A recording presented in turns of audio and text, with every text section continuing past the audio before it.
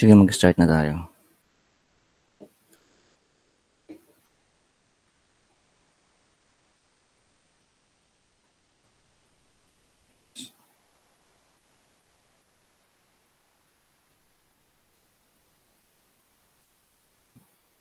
Putol ba yung ulo ko? Okay na yan.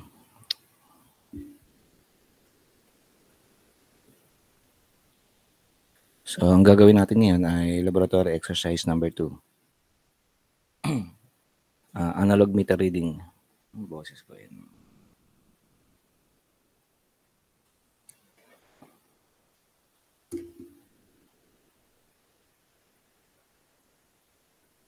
Okay, so activity ito, no?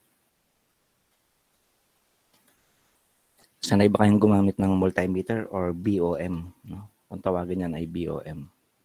Voltmeter, ohmmeter, milliammeter,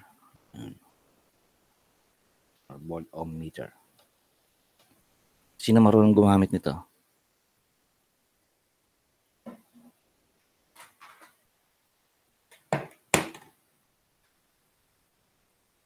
Wala. So, since engineer kayo, kahit mga technician marunong yan, kaya naman kung mas marunong pa yung technician sa atin, no? Engineer nga nag-develop lahat ng mga gadgets, pati instruments. Tapos di kayo marunong gumamit, no? Pagdating nyo sa industry, paano to? Kaya, no? Lalo na basic lang to. Okay, so mahalaga na maintindihan nyo rin paggamit. So, analog, hindi ko sinamin digital kasi wala naman tayong problema sa digital. Madaling basahin. Once na ginamit mo, may numbers agad dun na digits dun sa LCD niya. Nababasa agad yung mga readings. No? Hindi ka tulad dito. Kung di ka talaga marunong, hindi mo mababasa. Okay? Sa digital, kahit di ka marunong, mababasa mo. Okay? Kasi instantly, naka-display yung numbers. Okay? Hindi naman po pwedeng digital lang ang alam nyo. No? Kasi yung analog, hindi naman yan nape-phase out. At malabong mangyaring ma-phase out yan or absolute. No? Kasi absolute kasi lahat ng mga signals and energy sa environment natin or sa nature natin are all analog signals. Okay? Mga wind energy, sound energy, light energy, lahat yan ay analog by nature. Okay? Sa communication, ginagamit digital, karamihan, no? Kasi kino-convert nila yung analog into digital signals. Para ma-transmit ng maayos, mabilis, at efficiently, no? Ganun. Pero, yung original signal niya ay still analog. Kinonvert lang, no? At itong boses ko ay analog. Okay? Hindi ito pwede maging digital. Kasi kung digital to, sasabihin ko lang dito, tut, tut, tut, ganun lang, no? Okay.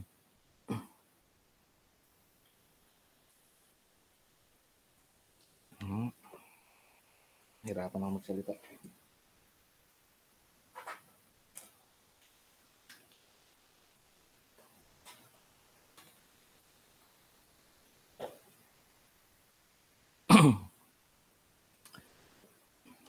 Okay. Ayan, tingnan nyo, no? Marami siyang mga settings or selection sa knob niya. Una, identify muna natin yung mga basic parts niya. Indicator pointer, yan yung needle, no? Yan yung binabasa natin, yung needle pointer na gumagalaw. Parang sa timbangan, may needle pointer. Analog watches natin, may needle pointer, no? To indicate the measured readings. Okay? Pointer display, yan din yung tinuturo niya yung buong display, yung buong analog display. And then, meron tayong functional switch knob. Isa lang naman yan, sa gitna.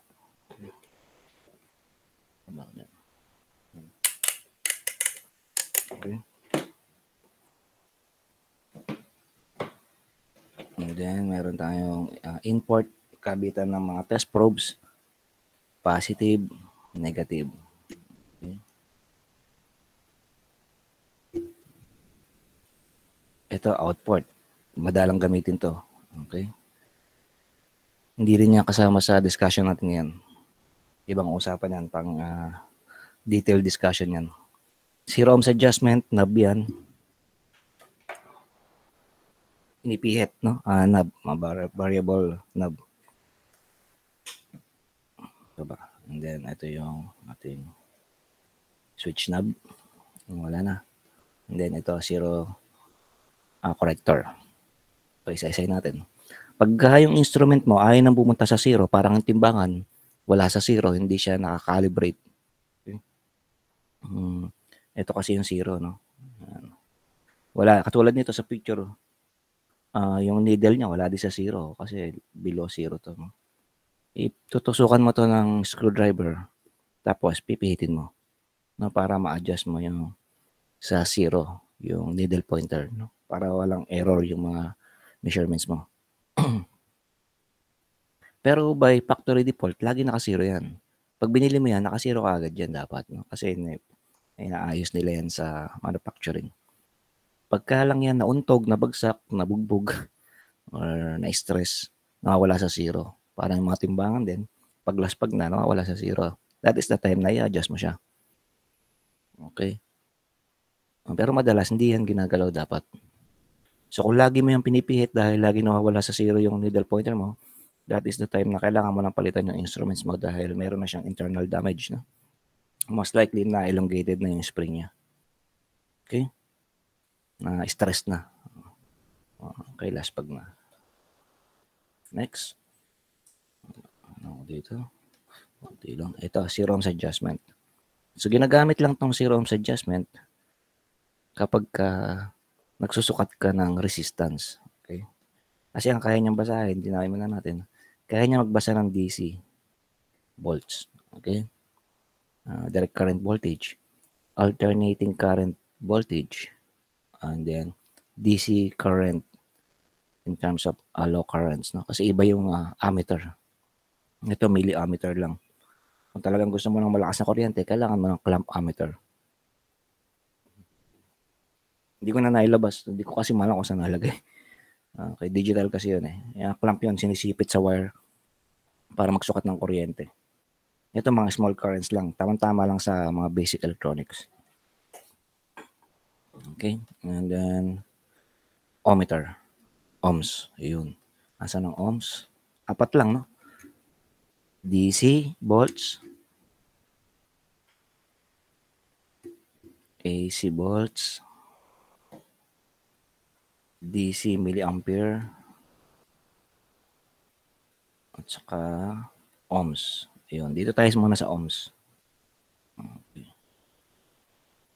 So, una mong gagawin, bago mo gamitin yung ohms, pagdidikitin mo yung dalawang test probe niyan, no? Yung dalawang wire, yung kulay red. Usually red talaga dapat pagka positive and then black pag negative, no? Pag pinagdikit mo yan, shorted yon. Zero ohms yun, no? So, ibig sabihin, gagalaw yung needle pointer mo. Mula dito, papunta dito. Ayan. Kaya sa maximum. Kasi ito ang zero ohms. Zero ohms. Ang tinginan ng ohms sa pinakataas. Okay? Yan. Pagkatapos mo idikit at hindi tumapat sa zero, magkakalibrate ka na naman. That is the time na pipihitin mo tong zero ohms adjustment. Normally talaga pinipihit yan. Hindi porkit hindi nag-zero ay may problema yung instruments mo, hindi ganun. Normal talaga siya na hindi na lagi naka-zero. Kasi may battery sa loob yung multimeter at yung purpose ng battery na nun ay para lamang sa ohms. No? Kaya yung mga instruments niyan, kahit walang battery yan, gagana yan DC, tsaka AC.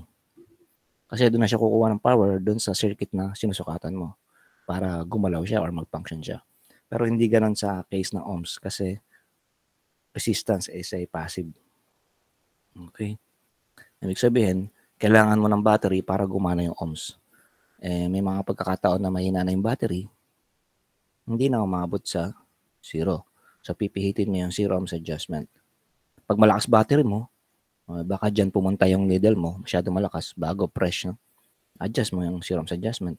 Pagka mahina na yung battery mo, matagal lang din napapalitan, baka hindi umabot sa zero, adjust mo yung zero ohms adjustment. Okay?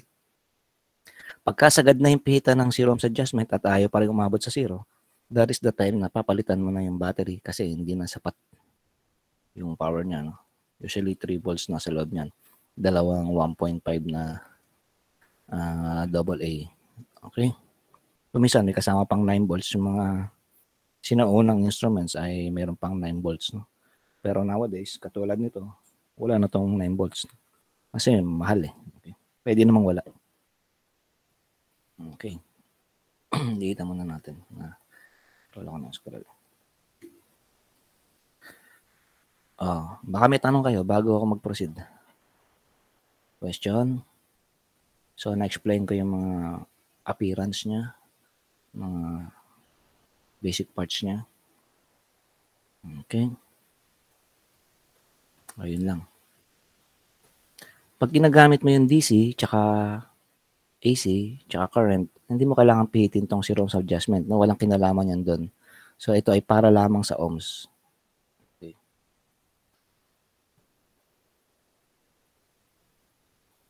Hindi kayo magtatawag ako. Sige.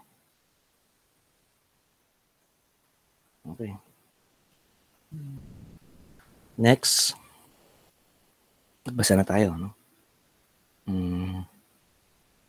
Umpisahan natin ngayon sa needle.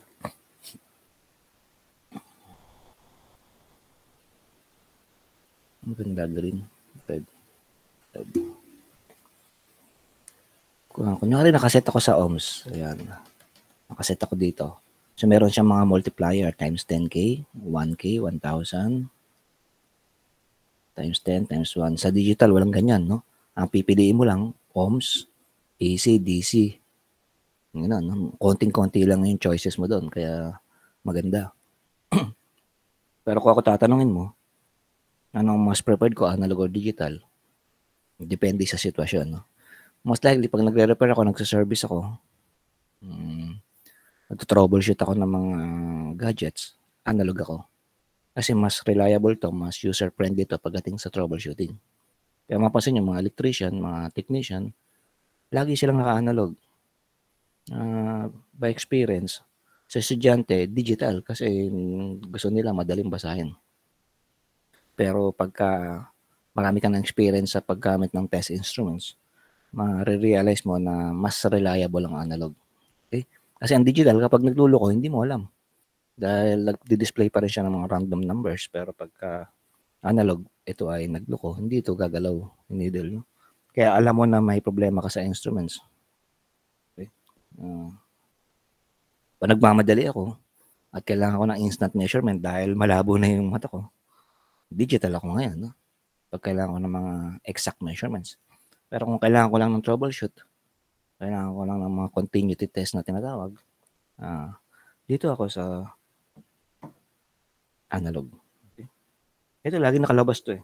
Kasi ito yung meron akong gagawin. At least gusto ko lagi ko siyang mahawakan.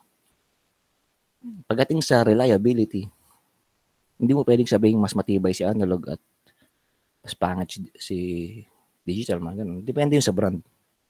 Okay? Kasi marami ngayon mga test instruments na mga puro China na mumurahin lang talaga. 300 pesos, 500 pesos. Okay? Madaling masira talaga yung mga yun. Mapa analog man or digital. Kaya titingnan mo yung brand, no? Lalo na kung mga made in Japan, talagang yun ang mga finest instruments. Mga number 1 na gumagawa ng Japan and US. Okay? Nasa brand yun. Kaya pag nagtrabaho na kayo sa industry balang araw, tingnan nyo yung mga instruments, hindi mo bibili ng mamurahing instruments sa mga industry. Puro heavy duty yun. Tingnan nyo yung mga brands, no? I-note nyo. Kaya nakita nyo puro mga quality instruments yan. Hindi yun gumagamit ng mga CDR King.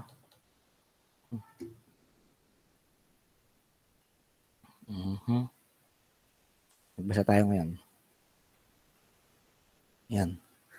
Naglagay ako ng measurements. So, kunyari yan yung needle natin. Tingin ka sa pinakataas. Anong number nakikita mo? Tawag tayo. Hindi makasagot, masa natin 1,000. Alam mo naman ako. Anong number?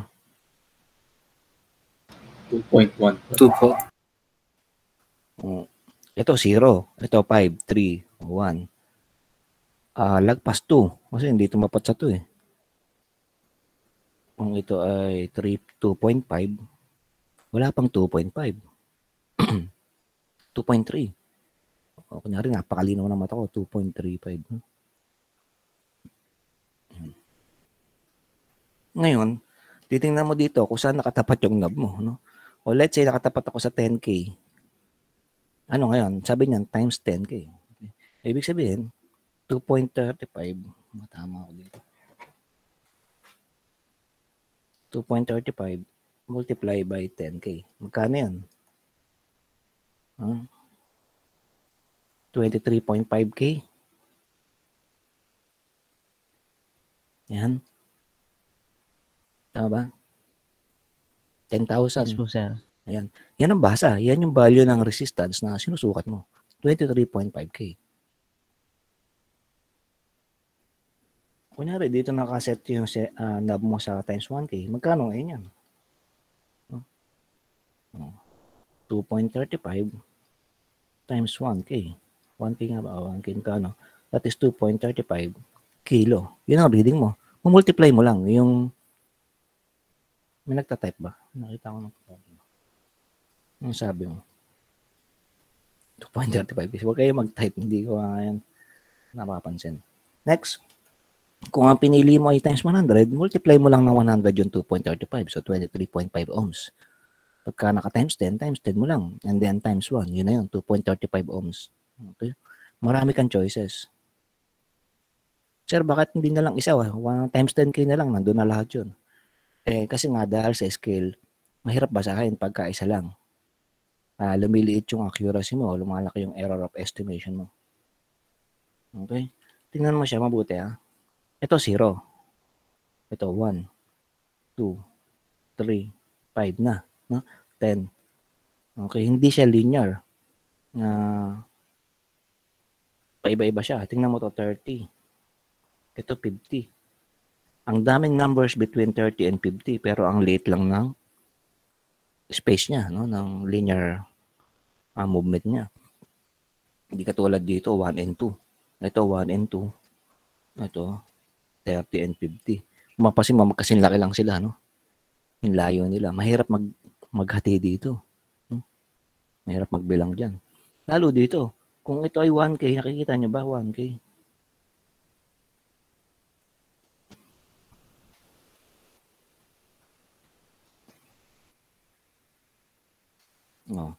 Ito ay 1K. Ito ay 500. Saan yung 500 na yun? Ito yung 1K. Mata nyo? 500 tsaka 1K katabi. So, 500, ang laki ng distance ng 500 sa 1,000. Daming numbers in between. Pero kakapraso yung needle mo. Mali na agad yan. Pag yung needle mo nagpunta dyan, magkano yan? Ano basa niyan? Ano basa niyan? Sir, 600. Sir, 700. Sir, 800. Lahat kayo tama. Kasi lahat tumama dun eh. Pwede rin 900. Ang dami, no? Ang laki ng error. Hindi ka pwede magbasa dyan. Kaya, paano kung nandyan nga napunta?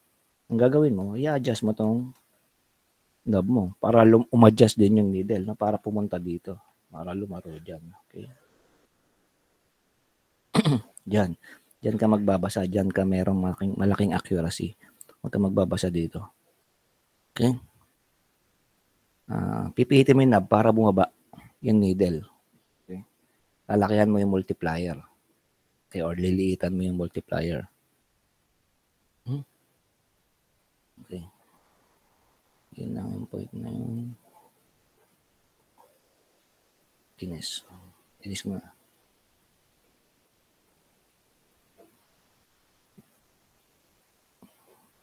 Hirap mo pala dito. Hirap burahin. Okay. So, may tanong kayo sa ohms. Pagka nandito kayo sa ohms, ang titingnan nyo lang yung pinakataas. Wala nang iba. Yun lang ang ohms dyan. Ayun, ohms nakalagay. No? Ohms. Standard yan, yung meter pace na yan. Kahit anong mga bilhin mo analog tester, puro ganyan tsura niya. Puro ganyan di kalaki. Merong malaki, may maliit, pero yan yung standard na yung maliliit na ano lang yan, naglabasa na lang yun lately. para ma-attract yung mga consumers, no? Pero nung talagang standard size niya, isa lang. Okay. Aking tanong sa ohms. Wala. Next. Tapos na tayo sa ohms. Check. Next, magbabasa tayo ng DC tsaka AC volts. No? Ano ba yan? AB. AC volts. Ayan. Pagka magbabasa ka ng DC, dito ka titingin. Sa tatlong number na yan. Okay? Pag magbabasa ka ng AC, dyan ka rin titingin. Isa lang ang tinginan niya. Pag magbabasa ka ng current, milliampere, dyan ka din titingin. So, yung tatlong natitirang selection knobs doon sa baba, puro dyan lang. Ito, iba to, mga yan. Huwag mo yung papansin yung mga nasa baba. Okay. Hindi yan kasama sa measurements natin today. Pang-check yan ng mga components. Tulad dito, nakalagay dyan IC over IB. Hindi ko mabasa. Beta, no? Natin nyo, may nakita kayo, HFE. Naalala nyo, kung tumingin tayo sa datasheet last time na mag-discuss ako, meron tayong HFE, yung beta sa datasheet. Diyan nakikita rin, nasusukat. Kaya pag nasukat mo yung beta, at pareha sa datasheet, buo yung transistor. That is one way to test. Okay? Hindi natin yun i-cover ngayon. Mahaba eh. Kaya hindi tayo kasali dito. Yan. Hindi lang tayo sa black, all black. Okay? Kasama na rin yung red sa atin yan. Di-discuss natin ngayon. Okay? Punta tayo sa AC. Ito, AC. Ayan. Pinili ko yung 1,000. No? Nakaset ako sa 1,000. Ibig sabihin, ang range ko ng tester ko ay 0 to 1,000. Okay? Nagpunta yung needle dito. Ayan. Magkano ngayon ang basa niyan? Okay. Unang-una, walang 1,000 dito sa dulo. Kaya ang titingnan mo yung 10. At iisipin mo yung 10 ay 1,000. Okay? So, 1,000 siya ngayon. Kung 1,000 yung 10, magkano tong 8? 800. Magkano tong 6? 600, 400, 200, 0. Okay? Ganon. Mindset lang. Hindi pwedeng lagyan ng madaming mga range dito. Hindi magkakasya. Okay, sisikip. Otherwise, lalaki na naman yung instrument para dumami yung mga skills. No? Hindi naman, pwede namang hindi. Kasi na-assume na marunong yung mga engineers at matalino yung mga engineers. Educated na common sense na lang. Okay? Yan. Magkano ngayon yung basa? 760 po. Okay. Kung ito ay 600, ito ay 800, ito ay 700. Again, hindi pwedeng lagyan ng numbers lahat. Kasi dudumi, sisikip na naman, lalong makukumpuse ka, no? Duduling ka. Kaya parang metro lang yan. Hindi lahat ng guhit ay may number. Kahit timbangan, ganun din. Okay. 700, 800, 750. Parang 750 na. 750. Yan yung basa nun. 750 volts AC. Wala nang multiply. Sa ohms lang yun. Okay? Nilipat ko yung knob. Nilipat ko sa 250. Medyo malabo kasi pula eh. 250. Ibig sabihin, ang range ko 0 to 250. Kaya kung susukatin mo ay 300, huwag ka magsusukat dyan. Susunog yan kasi lagpas ka eh. Ibig sabihin, pag pinili mo yung 250, ang kaya niyang basahin 0 to 250. Pag nag-tap ka ng 300 volts sa test probe, masusunog yung instruments mo. Again, common sense pa rin yun. Dapat alam mo ginagawa mo. Dapat alam mo yung expected readings mo. Okay, kung sa electrical outlet natin, alam natin 220 volts yan. Ngayon, kaya mo sinusukat dahil di mo alam kung may presence ng voltage o wala. Parang gusto mo lang i-check kung safe bang mag-repair o hindi. Kasi baka mamaya may kuryente pa din, may voltahe pa din. Sinusukat mo lang, no? Or putol. Kapag kaputol yan, kalahati lang, 110 volts yun. So, meron kang expected readings. Okay? Expected value. Okay, magkano ngayon yan? Kung nakaset ako sa 250. Ibig sabihin, dito ka titingin sa 250 kasi may 250 eh. Yan ka titingin sa 250. Kung 250 yan, 200 to. Yan na yun. Exact numbers na yan, 150 to. So, ang readings mo ay below 200. Magkano yan? Anong gitna ng 250 at 200 tsaka 150? 175? 175. Anong gitna ng 175 tsaka 200? Most likely, yun ang basa natin. Okay?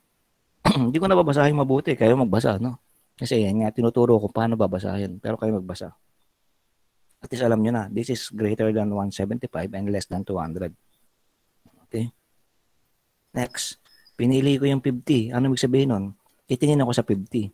Dito ngayon ako titingin sa 50. Kung ito ay 50, 40, 30, ang sagot ay below 40 volts and greater than 35 volts kasi ito 35. Okay? Basahin nyo mabuti ngayon. Okay. Pinili ko yung 10 volts. Saan ako titingin? Ito ang 10 volts.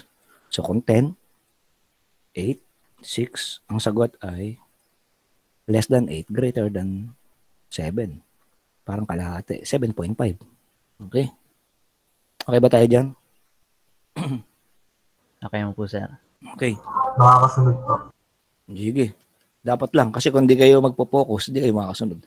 Kung ano-ano ginagawa nyo dyan, hindi kayo makakasunod. Talagang gano'n, independent learning tayo. Nasa disiplina nyo, yung learnings nyo. Okay, kung talagang gusto nyo matuto, makikinig kayo. Kung gusto nyo lang makatapos ng pag-aaral, makaraos lang, diploma lang habol, nangyayari sa inyo. Hindi kayo makikinig kung ano gagawin nyo dyan. No? Daming gusto makapasok sa BSU, daming nagpapalakad sa akin. Ito nyo naman, trending ang BSU sa internet. Dahil sa dami ng applicants, konti lang nakatanggap, nakapasok. Hindi naman talaga pwedeng tanggapin lahat. Unang-una, kulang ang teacher. Pangatlo, kulang ang classroom. Kahit sabihin mo online class, darating time na babalik tayo sa normal, hindi kayo magkakasya sa classroom. Okay? Minsan kailangan wag puro reklamo. No? Magano lang ako, no? Mag-sermon. Kasi naiinis din ako sa mga nababasa ko. Wag puro reklamo. Ganun talaga Pilipinas to eh. Hindi naman tayo mayamang bansa. Hindi naman talaga lahat maibibigay. Marami namang option eh. Oo nga, right to education is tama yun. Pero it doesn't mean sa besyo ka lang magsusumiksik. Okay, marami pang eskwelahan diyan, no? Talagang gano'n magbabayad eh hindi ka na nasama sa list of qualifiers. Eh. Okay, ang dami pang mga eskwelahan na walang enrollees. Doon ka muna or hanap ka pa ng iba. Kung may bayad, talaga may bayad. Mahal talaga matrikula. Napakaswerte nyo at wala kayong binabayaran. So in that case, wag niyo sayangin yung opportunity na meron kayo. Mag-aaral kayo mabuti. Okay. So ito, alam mo ba, nung 90s, graduate din ako ng high school. Isa lang din yung preferred school ko. Wala pang libreng school noon. Ngayon lang naman nagkalibre na university, yung panahon ni Duterte. Pero nung panahon ng previous na administration, wala namang libreng edukasyon. Ngayon lang talaga, kaya maswerte pa rin kayo. And then, isa lang ang gusto kong school, Mapua. Kasi in the 90s, wala namang ibang tatalo sa engineering pagdating sa Mapua. No? Walang tatalo sa Mapua pagdating sa engineering. Yun lang ang in-examan ko, wala akong iba. Diba? In-applyan. Unfortunately, pasado ako, that is 98% ang nakuha kong score sa entrance exam nila. So, walang problema. Qualified na qualified kasi 90 lang ang kailangan para makapasok. May isa kang problema. Kung naalala nyo, nung high school, bago ka mag-graduate ng high school, merong tinatawag na NCEE, National College Entrance Examination. Okay? Bago ka makagraduate ng high school, kailangan mo mag-exam ng NCEE. Nationwide yun. Mababa yung grade ko, no? 72. Bagsak yan. Okay? Nagtataka nga ako bakit ang baba ng score ko sa NCE, high school yan. Pero sa Mapua na pinakamahirap na exam, naka-98 ako. Nung enrollment na sa Mapua, hindi ako tinanggap. No? Kasi, X ako dito. Hindi ako nakapasok. Kasama ko yung nanay ko. No? Alas 7, nakapila na ako sa Mapua para mag-enroll. Pero hindi ako na tinanggap. No? Okay. Ngayon, inubos muna yung mga 200 na estudyante na nag-e-enroll bago ako kinausap, no, in-entertain ng school. Kasi wala ako sa priority list. Sabi, umuwi na lang daw ako at humanap na lang ng ibang school dahil di nila kailangan ng estudyante na may ganitong score. No? So, dahil ano ako nun talagang wala naman ako ibang inexaman. Talagang ito lang ang gusto ko. So, tanong-tanong ako, nakikinig ako sa mga tao sa paligid nag-uusap, baka makakuha ko na information. And then, by 3 p.m., no, imagine mo, no, di pa kami nagtatangalian, nanay ko, dadalo kami. Naawa na ako sa nanay ko, natutulog na siya doon sa bleacher. Kasi palakad-lakad ako naghahanap ako ng opportunity. By 3 p.m., lumapit ulit ako sa information booth. Sabi ko, baka naman pwede pa ako makapasok. Siguro nanonotice niya rin ako, kanina pa ako doon. Sabi niya, gumawa daw ako ng letter. Okay, letter. Ngayon na, letter address to Ma'am Lucia. Hindi ko kilala kung sino yung Lucia na. Hindi ko lang makalimutan yung pangalan niya, Lucia Mapua. So definitely, pamilya yan ng mga may-ari ng Mapua that time. Okay. So gawa agad ako letter, obvious na pangit na English ko, handwriting kasi gusto ko lang talaga makapasok. So nilagay ko sa letter ko na kapag hindi ako talaga nakapasa sa mga subjects ko, automatically aalis ako sa MIT. Humingi lang ako ng chance. No? And then kinuha nila yung letter ko, pinasa sa taas. So hindi ko siya nakita personally, hindi ko siya alam kung ano tsura niya. Pinasa yung sulat ko sa taas para baka sakali mabasa. So magte-take lang kami ng risk o ng chance. Dahil di rin na daw nila alam kung nandun sa opisina tong babae na to. Iiwan lang daw nila doon. Kung sakaling patawag ako today, good thing yun. And fortunately, nandun pala yung si Ma'am Lucia Mapua kung sino man siya. And then, bumaba agad yung letter ko after 30 minutes na approve ako, ready to enroll. So, at the same day, 4 p.m., nag-enroll ako. Kasi dala na namin pera, imagine mo 30,000 pesos. Binabayad sa tuition fee sa isang semester. 90s pa yun. Okay. Siyempre, masaya ako. Okay. Nakauwi kami ng nanay ko, nakapagtanghalian kami, alas 5 na. Okay. Then nakauwi kami, gabi na. So, hindi ko sinayang lahat yung opportunity na yun. Pinagsikapan ko mula first year hanggang makarating ako ng fifth year. Talagang pinatunayan ko yung sinabi ko sa sulat ko. Hindi ako matatanggal sa school na to. Yun. So, minsan nasa willingness. Ngayon, kayong mga estudyante na nagpupumilit kayo makapasok sa BSU, no? Dami nakikiusap sa akin, dami may pabor. Okay? Palakad, ganyan. Nababasa ko yung mga comments ganun talaga. Okay? Hindi ko alam kung may palakasan system kasi ako never pa ako nakapagpasok ng estudyante dyan. Hindi kasi pwede yun Okay. Siguro kung ikaw ay isang senador, tatay mo senador o may kaibigan yung tatay mo senador, baka makapasok ka. Pero kung katulad kong teacher ang hinga ng tulong, okay, wala akong may tutulong. Okay. Baka, ewan ko, baka iba sa inyo, nagpalakad lang, di natin alam. Alam kasi, yung iba kasi doon sa comment, nagkikreate ng chaos Alam mo, yung ginililito yung mga tao ginugulo, no? na may mislead. Okay. Hindi naman ako pwede mag-comment doon, teacher ako Okay. Baka mag-trending ako. Ano lang ako, observer lang ako. Hindi ako pwedeng magsalita doon. Okay. Kagabi ko lang nabasa yun. I-share ko sa akin, hindi ko na share, no? Kasi baka kaproblema pa ako. Simple lang buhay ko tahimik na tao lang ako talaga. Nakita niyo, hindi ako nagpo-post sa Facebook, puro kalokohan lang. Pero pag mga seryosong bagay, hindi ko ginagawa yan sa social media. No? Ingat kayo sa social media. May mga estudyante talagang hindi nag-iisip. No? Okay. Share ko lang. Opinion ko yan Hindi nyo naman sinasabi na mag-agree kayo sa akin. Sinare ko lang din na pinagdaanan ko sa willingness yun. Okay. Balik tayo. Tapos na tayo sa AC, no? Sanay na nagbasa. Ganon din sa DC. Kung mapapansin mo, kung may 1,000 dito, may 1,000 din doon. Kung may 250 dito, meron din 250 doon. 50, 50, 10, 10. Okay? Yan. Okay? 10, 10. Ibig sabihin, kung paano ko tinuro to, ganun din dito.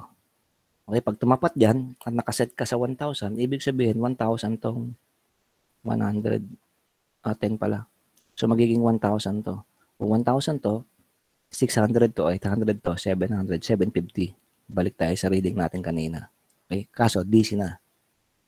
Okay, same lang. So, hindi ko, medyo binilis ako yung part na yun kasi same lang. Ang naiiba, ito. 2.5, 0.5, 0.25 volts, no? Ibig sabihin yan, pag pinili mo yan, ang range mo, 0 to 2.5. Okay? 2.5. Kaya, saka titingin. Wala naman 2.5 dyan.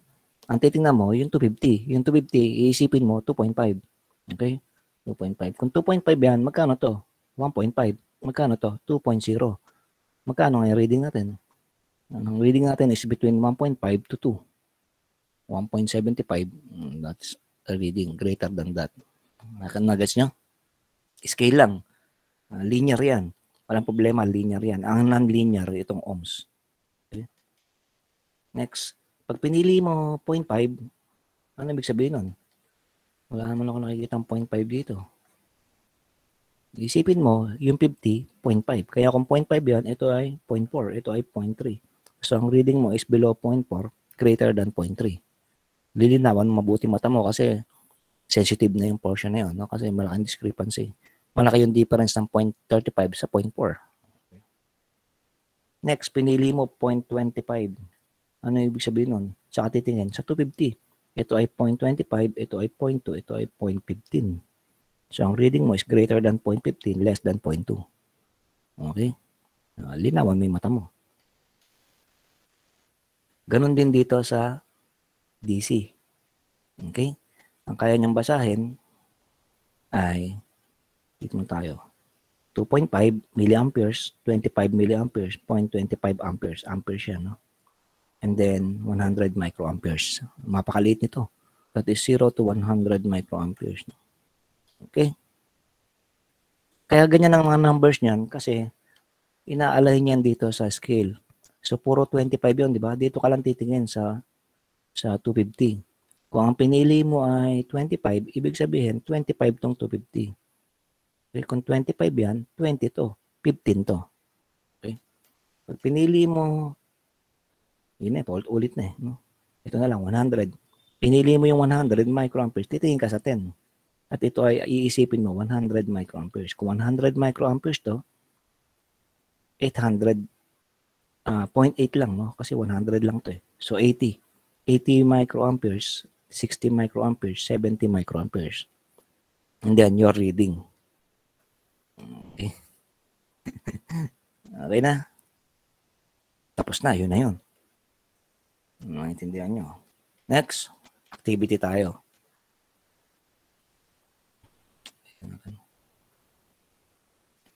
Naglagay ako ulit dyan kasi dyan kayo magsasagot. Ang gagawin natin, Class Mayor, nandiyan ka pa ba? Yes po, sir. Tingnan mo nga sa classroom kung saan yung attendance na pinaka-konti absent. Kasi may number yun eh. Doon tayo kukuha ng number. Pinaka-konti. Tingnan mo lang. Ako na lang titingin, sabay tayo. Saan ba ikaw gumagawa niyan? Attendance.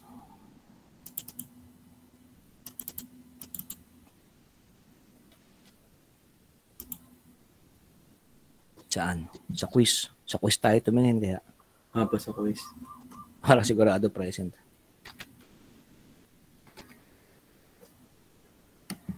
Okay, ang dami. 42. Quiz number 2 yung tinitingnan ko ngayon. Wala ba dito yung Barakel? Wala yun, ano? Drop yun, ano? Wala po. Liwanag. Nag-drop na din. Po dito sa gym. Ano? Wala din po. Di pa. Pero meron yung mga previous na assignments, ano? Opo.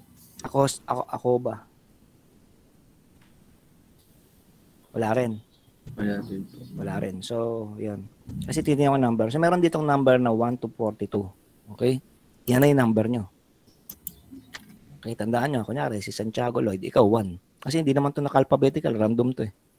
Yan ang number nyo. Yan ang class number nyo. Temporary din ngayon lang sa activity number nito. Sa lab 2. Alonso Andre, 30. Okay? Kita nyo na. Balik ako sa... Sakto 1 to 42. Sakto. Ang gagamitin nating guide ay itong ohms. Okay, makinig kayo kasi individual to, hindi kayo mapagkopyahan. Okay. So, itong 1, dito tayo magsisimula sa 1 hanggang 40. 42. Ito 40. 40 na lang muna. Kaya maghanap ng 42 ah. 40. So, ito 1. So, andyan. Okay? Ano ba instruction? Instruction, locate your class number from the ohms range. That is ohm range, nasa taas. And then, draw a needle pointer corresponding to your class number. Okay. Balik tayo sa classroom. Kunyari si John Lloyd. John Lloyd, bakit nawala ka sa showbiz, ha? Si John Lloyd na lang, no? John Lloyd, number mo 1, di ba? Apo. Okay. Mag-drawing ka ng needle mula dito, ha? Tandaan nyo, dito. Hindi dito kasi pihitan to, eh. Okay? Huwag ka magsisimula dyan dito sa binilugan ko ng pula. Ayan ang pivot. Okay? Mag-drawing ka ng straight line, bahala ka kung anong method gagamitin mo. Pwede naman yan sa board, tapos drawing ka ng shape, straight line. Straight line, papunta sa 1. Ayan. Lagpas yung needle ko, lumabas sa test up, exaggerated lang. Yan ngayon ang needle na ito-drawing mo. Isang needle lang ito-drawing mo per student. Iba-iba kayo. Kung ikaw ay 2, dito ka. Dito, tsaka dito, straight line. Hanggang 42. Okay? So, mahirapan magguhit yung mga 31 to 42 kasi tabi-tabi. Discardin nyo yan. Okay na? Pag-drawing mo ng needle, basahin mo yun. Okay? Kung isa-isahin natin to.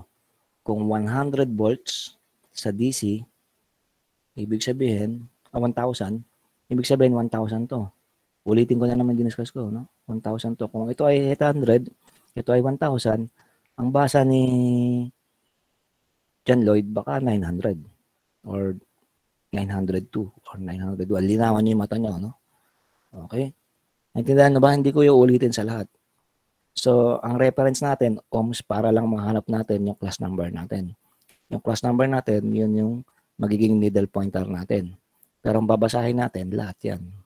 Okay na? Na pala, may pula dito na hindi ko na napansin.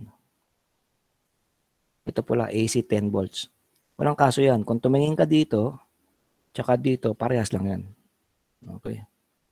Kasi pagka tumapat yung needle dyan, magtatapat lang din yan. Yan, no? Pag tumapat yung needle, magka-align lang yan. Walang kaso. Pwede kang tumingin dito. Pwede kang tumingin doon sa taas, sa black or red. No? Kaso ito pang 10 lang. Kasi nga naman, malayo na to. Kaya minsan, mas mainam dito ka tumingin. Okay?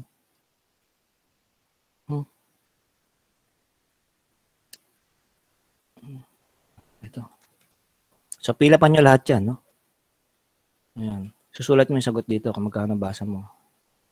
Okay. Okay, at least 2 decimal places. Kaya ba ng mata nyo 2 decimal places, no? Try nyo. And then, ohmmeter times 1. So, 1 tapos na. Okay? Okay na ba? So, maraming paraan para mapasa nyo to. Pwede mo tong i-print at sulatan mo ng sagot. Or soft copy, okay lang din sa akin. Wag kayo magpapasa ng Word. No? Kasi kung magkaiba tayo ng version ng Word, pagbukas ko yan, yung needle mo, mapupunta yan dito or mapupunta yan dito, nakaganyan. No? Marami akong case na gano'n, siniro ko. Akala ko mali. Yung pala, hindi pareha sa akin. No? Hindi siya align. Kasi kung nagkaiba ng version ng Word o ng size ng screen, nami-misplace na mumove yung mga needle pointer. Okay? So, para same tayo, wala tayong problema maulit na ganun, PDF tayo. Okay? Kung in-edit mo yan sa Word, save as mo as PDF. Yun ang submit mo. Okay? Siguro naman alam nyo. Kaya PDF kasi hindi naman yan na i-edit eh. Okay. So, walang magsasubmit ng Word. Anyway, sa lahat ng assignment, PDF tayo. No? Pagka Word kasi, naiiba-iba yung mga position ng mga letters. No? Depende yan sa laki ng screen. Pag naiba yun, nahirapan ako mag-check. Okay, lalagay nyo dito yung class number na inassign ko sa inyo. Hindi pa pwedeng wala kasi hindi ko yung ma-checkan. Doon ako tumitingin sa class number tsaka dito. Okay. Name section. Okay, yan ang laboratory exercise number 2. At isa na yun na kayong gumamit ngayon. Okay, ang lagi nyo nang tatandaan, titingin ka sa dulo tsaka sa settings mo bago ka magbasa. Yan lang. And then eventually, mamamaster mo to kung ganda nga kung may hands-on kasi importante talaga na may actual. Pero at least may picture naman yan. Ang matutunan yung gumamit ito. Mamaya pagdating sa industry, puro analog hawakan nyo. Nakakaya naman kung magaling pa sa inyo yung mga ibang graduates ng ibang school. No? Okay. Any more questions? Tapos na tayo.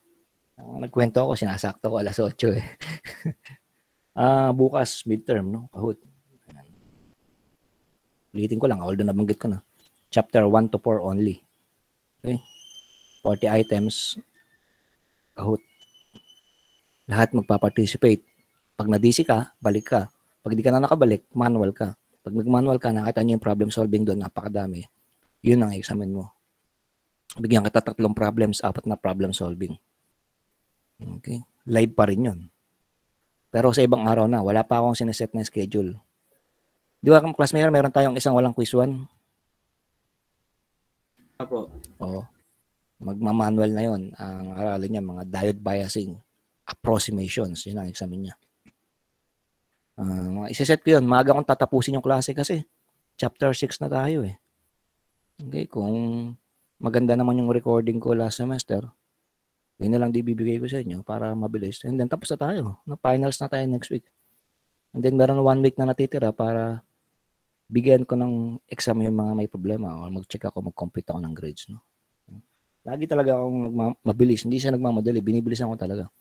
Kasi para pag posting ng grades, on time ako. Okay? And then, entertain ko lahat yung mga may problema. Kahit last semester, ganun din ako. Midterm pa lang, tapos na ako magklase. Okay? Para yung mga bagsak, pag-usapan agad na maaga. No? Hindi kung kailan na-post na yung grade tsaka nagre-reklamo, ganyan-ganyan. Hindi na uubos yan eh. Okay. Check na lang attendance, class mayor, at mag-picture taking na tayo kung wala nang tanong. Okay na po, sir. Nakapag-check ka naman ng attendance? Apo. Okay, class picture. Stop recording muna tayo kasi pag sinare ko yung video, lalabas yung mga mukha nyo. Okay, stop recording.